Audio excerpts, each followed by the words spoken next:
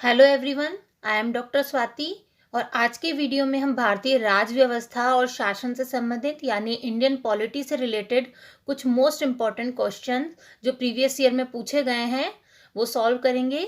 और ये इस सीरीज का सेकंड पार्ट है। अगर आपने फर्स्ट पार्ट नहीं देखा है तो लिंक डिस्क्रिप्शन बॉक्स में दिया गया है। फर्स्ट क्वेश्चन, एशिया की धुरी पावर टू एशिया विदेश नीति की रणनीति है, कौन से देश की है? ए भारत की, बी जापान की, सी चीन की या डी यूएसए की?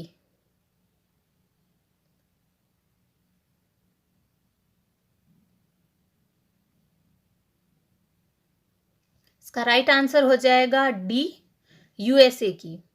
देखिए, जो एशिया की धुरी की जो फॉरेन पॉलिसी अपनाई है अमेरिका ने, वो समझने के लिए हमको थोड़ा उसकी जो पुरानी जो फॉरेन पॉलिसी उसने अपना रखी थी उसको देखना पड़ेगा कि स्टार्टिंग में अमेरिका यूरोप और जो मिडल एशिया था उस पर ज़्यादा ध्यान दे रहा था।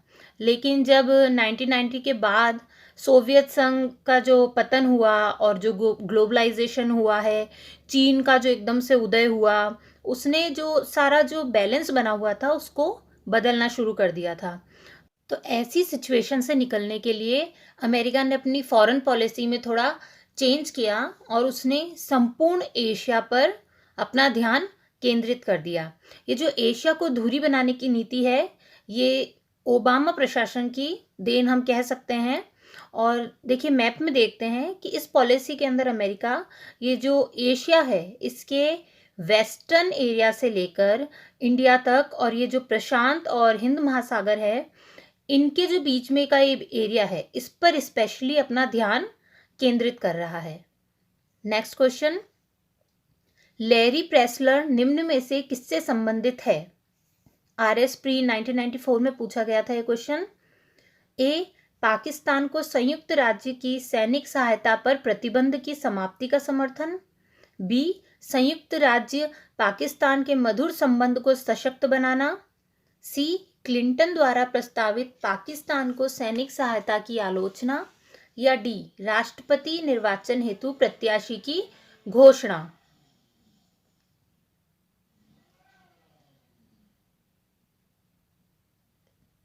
इसका राइट आंसर हो जाएगा आंसर सी, क्लिंटन द्वारा प्रस्तावित पाकिस्तान को सैनिक सहायता की आलोचना। देखिए, लैरी प्रेसलर जो थे वो अमेरिका के एक प्रमुख सीनेटर थे, यानी कि वहाँ के संसद के सदस्य थे। और इन्होंने जो अमेरिका जो पाकिस्तान को हेल्प कर रहा था, सैन्य सहायता दे रहा था, उसकी आलोचना की थी। क्यों की थी? क्योंकि पाकिस्तान परमाणु विकास और प्रसार में लगा हुआ था और ये जो लैरी प्रेसलर हैं ये परमाणु अप्रसार से जुड़े हुए थे और इसके लिए इन्होंने प्रेसलर संशोधन दिया था। प्रेसलर संशोधन के नाम से भी ये क्वेश्चन बन सकता है कि प्रेसलर संशोधन किससे संबंधित है। देखिए, इसी तरह के जो और टर्म्स हैं, आइजनहावर सिद्धांत हो गया, ट्रूमन डॉक्ट्राइन हो गया, मुनरो सिद्धांत हो गया, ये चाहे मैच फॉलोइंग में आए या इनके बारे में पूछे, इस तरह के जो भी थ्योरीज दी गई हैं इंटरनेशनल रिलेशन में वो सारी आपको याद होने चाहिए, किसी से भी क्वेश्चन बन सकता है। नेक्स्ट क्वेश्चन, भारत के संविधान की मूल संरचना के सिद्धांत का स्रोत है? ए संविधान, बी न्यायिक व्याख्या, सी न्यायविदों के मत या डी संसदीय कानून।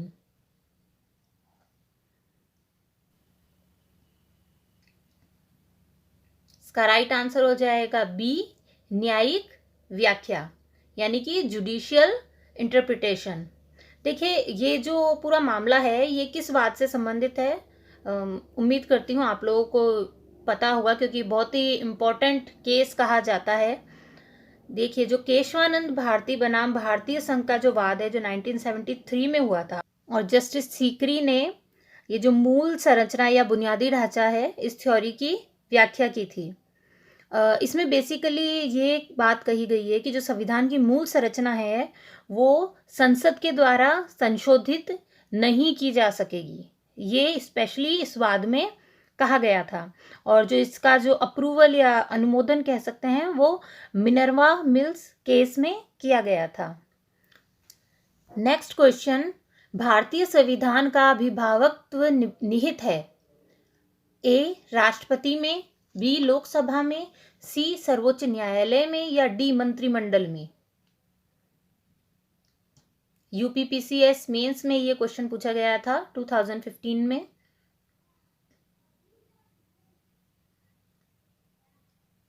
इसका राइट आंसर है सी सर्वोच्च न्यायालय में।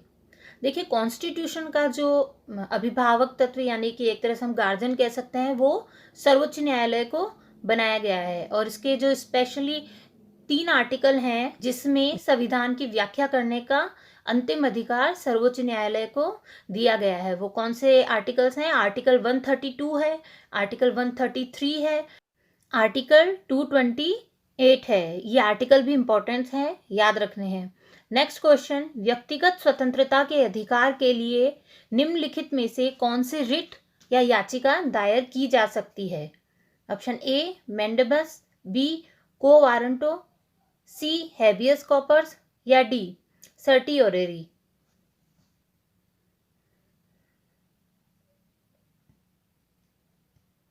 इसका राइट आंसर हो जाएगा सी हैबियस कॉर्पस। ये हैबियस कॉर्पस क्या है? ये बंदी प्रत्यक्षीकरण, जो किसी भी व्यक्ति को बंदी बनाए जाने के औचित्य का परीक्षण करेगी। यानी कि वो ये देखेगी कि किसी व्यक्ति को क्यों बंदी बनाया गया है।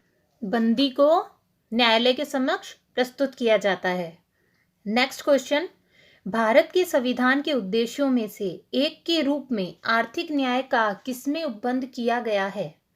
ए उद्देशिका और मूल अधिकार, बी उद्देशिका और राज्य के नीति निर्देशक तत्व, सी मूल अधिकार और राज्य के नीति निर्देशक तत्व या डी उपयुक्त में से कोई नहीं?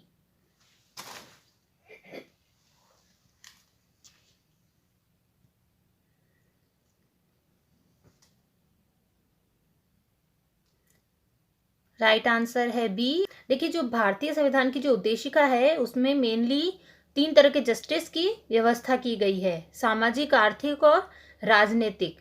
तो जो सामाजिक न्याय है वो क्या कह रहा है कि जो प्रत्येक नागरिक, उसके साथ जाति, रंग, धर्म, लिंग, इसके आधार पे कोई भी भेदभाव नहीं कर सकते हैं हम। आर्थिक न्याय में है कि आर्थिक आधार पर किसी के साथ भेदभाव नहीं होगा। और राजनीतिक न्याय का मतलब है कि हर सिटीजन को समान राजनीतिक अधिकार प्राप्त होंगे। नेक्स्ट क्वेश्चन, निम्नलिखित अधिकारियों पर विचार कीजिए। नीचे अधिकारी दिए गए हैं, इसमें हमें अग्रता क्रम में इनका सही जो सीक्वेंस है वो बताना है। नंबर 1 पे मंत्रिमंडलीय सचिव, दूसरा मुख्य निर्वाचन आयुक्त, 3rd नंबर पे है संघीय मंत्रिमंडल सदस्य, 4th नंबर पर है भारत के मुख्य न्यायाधीश। इनको रैंकिंग के अनुसार बताना है।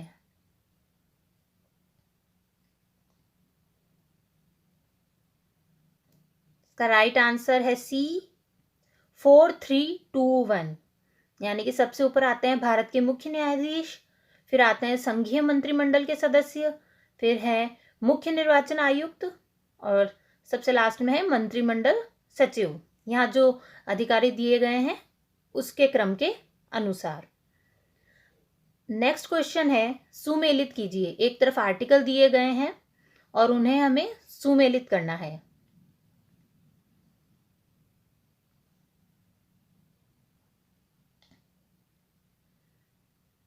देखिए, आर्टिकल 323A प्रशासनिक अधिकरण से संबंधित है, आर्टिकल 324 निर्वाचन से रिलेटेड है, आर्टिकल 330 जो लोकसभा है उसमें अनुसूचित जाति और अनुसूचित जनजातियों की जो सदस्य होते हैं उनके लिए आरक्षण से रिलेटेड है, और जो आर्टिकल 320 है वो लोक सेवा आयोगों के कार्य से रिलेटेड है। देखिए, आर्टिकल आप सारे तो देखिए पॉसिबल नहीं है कि आप याद कर पाए, पर मेन आर्टिकल आप जरूर याद कीजिए, क्योंकि मेनली ये मैच फॉलोइंग के फॉर्म में ही आते हैं। ऐसे अलग से भी पूछ लिए जाते हैं बट मेनली मैच फॉलोइंग में आते हैं। तो अगर आप 1-2 भी जानते हैं आर्टिकल तो आप आंसर निकाल सकते हैं। नेक्स्ट क्वेश्चन, निम्नलिखित में से कौन सी एक सबसे बड़ी संसदीय समिति है? आईएएस में पूछा गया क्वेश्चन है ये। ए लोक लेखा समिति, बी प्राक्कलन समिति, सी सरकारी उपक्रम समिति या डी याचिका समिति?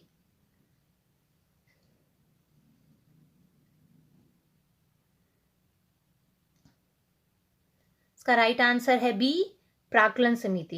देखिए, जो प्राक्कलन समिति है इसे संसद की सबसे बड़ी समिति कहा जाता है। इसमें मेंबर हैं 30 और एक इसकी जो विशेषता है वो ये है कि ये केवल लोकसभा द्वारा निर्वाचित सदस्यों से बनी होती है। तो इस स्टेटमेंट पे भी क्वेश्चन बन जाता है। इसका कार्यकाल 1 साल का होता है और ये मेनली ये देखती है कि जो भी काम किया जा रहा है, जो भी व्यय किया जा रहा है, जो ऑर्गेनाइजेशन जो है या जो एडमिनिस्ट्रेशन है, इसके अंदर हम क्या क्या सुधार कर सकते हैं कि वो काम कम खर्चे में हो सके, मितव्ययता बढ़ती जा सके और हम ज़्यादा से ज़्यादा टारगेट पूरे कर सकें। यानी कि बेसिकली कार्यकुशलता बढ़ाने से संबंधित समिति है। नेक्स्ट क्वेश्चन है, भारत के राष्ट्रपति पर महाभियोग चलाने के लिए कम से कम कितने दिन पूर्व की सूचना आवश्यक है? ए 7 दिन, बी 14 दिन, सी 21 दिन या डी 30 दिन?